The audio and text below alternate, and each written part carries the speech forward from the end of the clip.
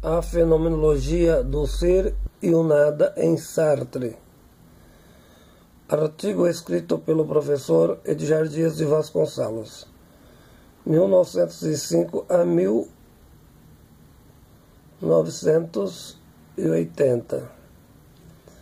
Grande filósofo, estudioso de Heidegger, formulador da teoria existencialista, cujo fundamento indispensável: primeiro, o ser existe e se define conforme a sua existência.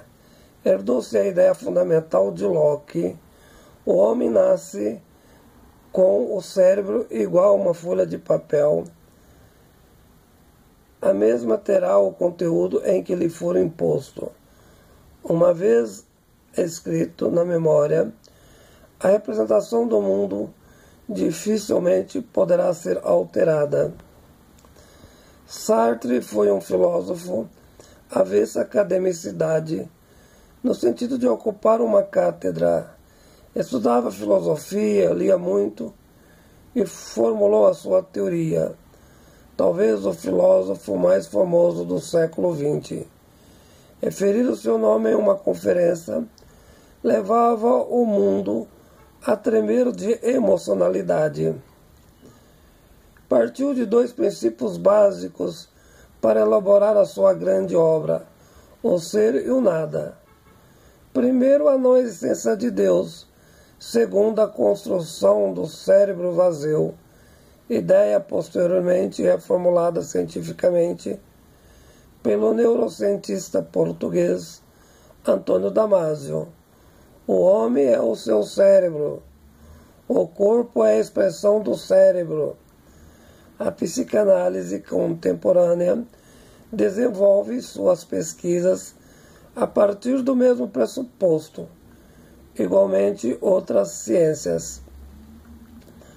O pensamento é o resultado de memórias impregnadas culturalmente.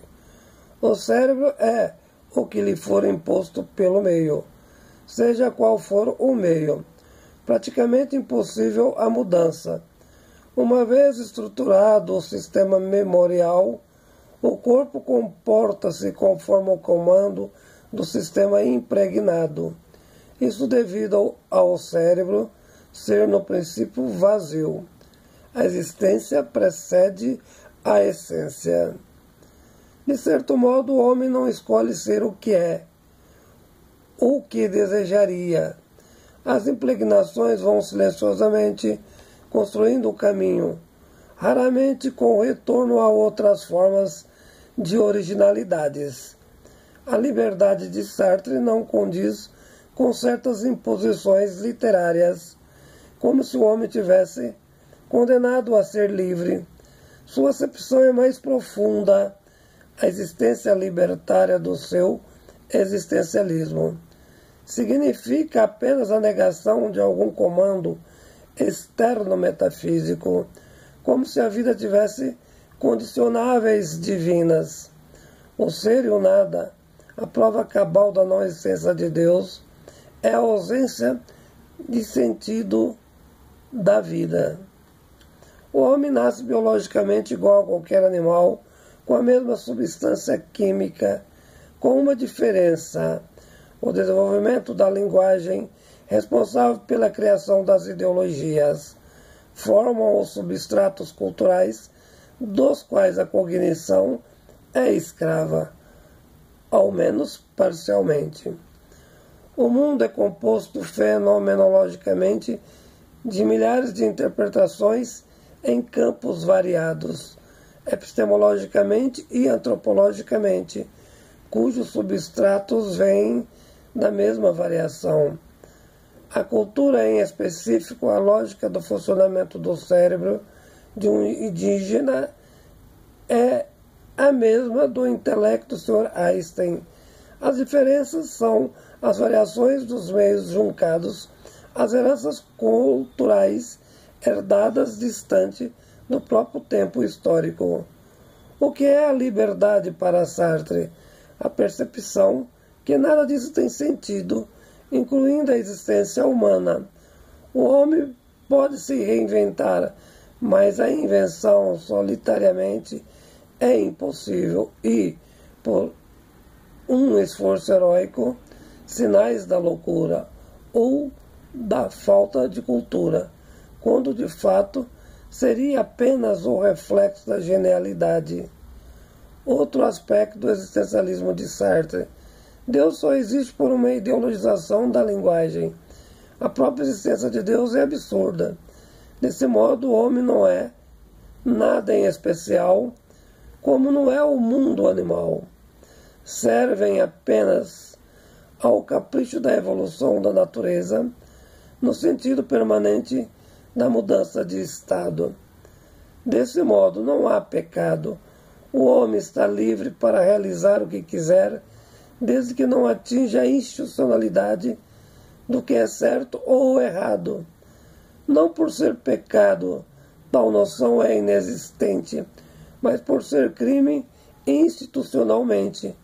Quebrar as regras do contrato de Estado, o que é inteiramente imposto pela burguesia. Sob esta análise, Sartre era marxista.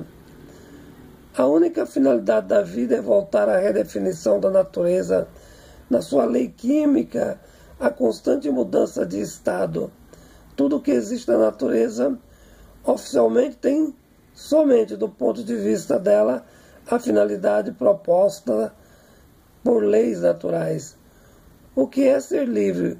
Compreender essas variáveis, agir minimamente possível fora delas, dentro dos parâmetros que podem provocar a felicidade humana. Porém, o homem profundamente condicionado por memórias impregnadas não consegue entender tal análise, motivo pelo qual é profundamente alienado. Citarei um exemplo básico da insignificância do cérebro. Se fosse possível o transplante do mesmo em um presidente da República, seu cérebro sendo transplantado na cabeça de um marginal de alta periculosidade, deixaria imediatamente seu mundo de marginalidade e ocuparia o palácio, mudando inclusive a sua linguagem significativa. No entanto, os homens entendem-se pela identificação do corpo e não pela memória. O homem marginal, que seria o presidente da República, de fato e de direito, imediatamente preso por impostor e louco. Penso que, nesse exemplo fascinante, a liberdade humana é extremamente negativa no sentido da sua efetivação, uma vez que os homens não se libertam de seus padrões culturais impostos por outras construções de forma anacrônica. Somos, com efeito, condenados à cegueira e às escravizações da memória. Qual o primeiro passo para a construção da liberdade, a fim de perceber não apenas o mundo fenomenológico, mas as destruições das cofatoridades culturais impregnadas às nossas memórias, prejudicando as ações libertárias? O propósito é reconstruir um novo cérebro. O grande problema é que não é possível a reconstrução do nada, sendo que o cérebro anteriormente já está contaminado por condicionáveis invariáveis aos modelos das impregnações. Motivo de a liberdade ser mito. A consciência para Sartre é fruto da inexistência, sendo a mesma fundamental a qualquer determinação. É um elemento central na busca de qualquer sentido, sendo que a referida só existe quando é ela mesma. Desse modo, o sentido do mundo é profundamente ideológico em qualquer aspecto referencial. O homem, para atingir a sua liberdade, teria de negar tais formas de imposições. Mas como? Recusando os papéis culturais e sociais que lhes são impostos. Os modelos sociais são apenas alienações, prejudicam o preceito libertário da consciência. Não devemos agir de modo com o que fazem conosco, imaginando ainda que somos autônomos, seres produzidos, mecanizados, memorizados, pois a vida não tem nenhum sentido. A existência fundamental do mundo, do ponto de vista natural, é o atendimento às leis da natureza. Não poderá ser modificado pela inteligência construída. De certo modo, a reflexão e a consciência de tal mecanicidade são indispensáveis ao processo mínimo da construção da liberdade. Nesse sentido, Sartre entende que o homem está condenado à sua liberdade, pois o mesmo deveria entender os mecanismos variáveis e transformá-los. Compreendemos sua reflexão completa em sua outra magnífica obra, A Razão Dialética, artigo escrito pelo professor Edgar Dias de Vasconcelos.